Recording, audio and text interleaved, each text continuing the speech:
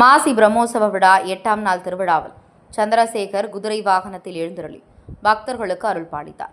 சந்திரசேகரர் தாயார் திரிபுர சுந்தரி 4 மாட வீதி உலா ஏராளமான பக்தர்கள் பங்கேற்று சுவாமி தரிசனம் செய்தனர்.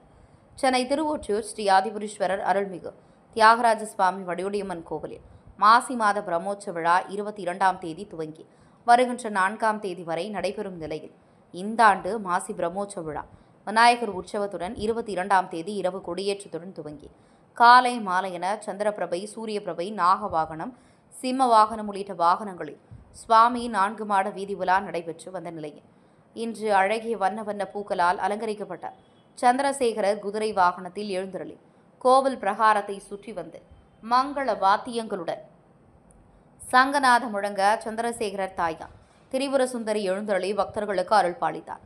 பின்னர் 4 மாட வீதி உலா நடைபெற்றது. பக்தர்கள் சுவாமி தரிசனம் செய்து வழிபட்டனர்.